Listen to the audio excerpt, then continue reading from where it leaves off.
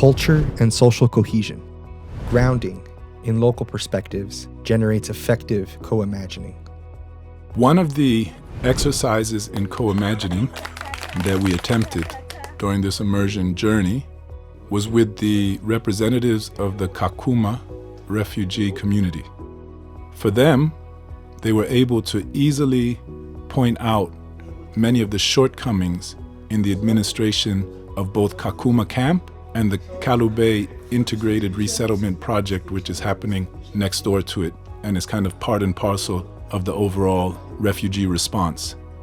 When we asked them to occupy an imaginary role where they were the governing council of Kakuma and where the decisions were now theirs and where the funds were also under their administration, what would they do differently than the current administration that they're so critical of? What we found is that it became uncomfortable for them to occupy that space and to hold that responsibility.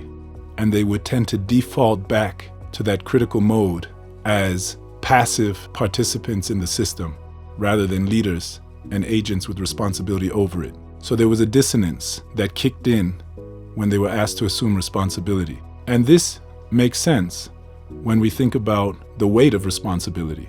And it also shows us that putting people in that place of co-imagining, which is one of One Project's core methodological approaches, also means we have to support them to be able to hold that space.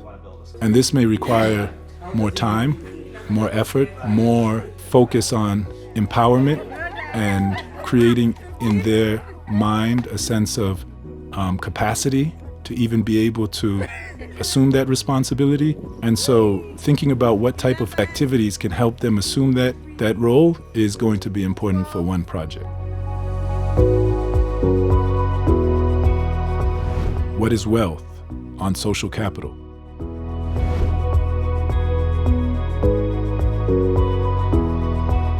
Wealth was seen by the different communities in terms of access to financial resources that would enable them to meet their basic needs, starting with food and quickly extending to education. Those seem to be the two main requirements that people had immediately in order for them to feel that the economy was serving their interests. People were hungry and people desired education primarily because education is seen as the pathway out of difficult economic circumstances. When we observed more closely, we also saw that there were things present, especially within the rural communities, that could and do constitute wealth. A sense of communal identity and togetherness, the ability to cooperate with one another. Happiness was something that especially those who were coming from the West as part of our group observed, that people were happy. Physical health in the sense of a lack of obesity and a lack of observed lifestyle illnesses was something also paradoxical, because while these people were saying that they were hungry and that they were experiencing poverty, those coming from more affluent societies were seeing that they looked healthy, much more healthy than people in their own societies.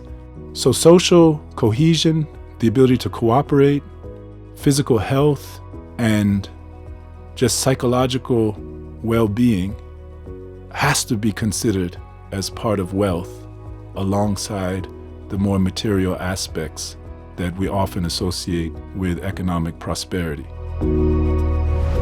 Advanced trips develop partnerships by identifying anchors for discussion around strengths and limitations.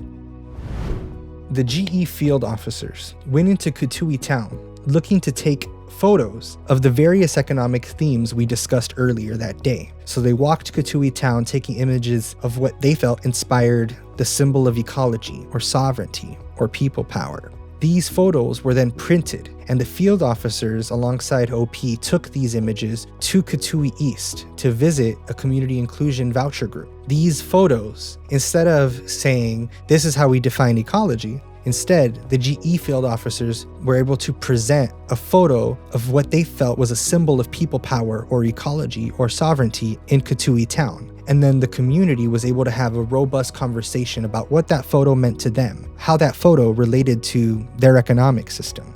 By using this approach, we felt that this was a powerful entryway to unearthing local perspectives on economic system. And by first grounding ourselves in what power, economy, sovereignty, currency means to folks locally, that was a very powerful bridge for us to enter what a more effective ecological and equitable system would look like. By first understanding their economic system and evoking and clearing out what does it look like day to day, it created space for us to imagine what a better system could be together.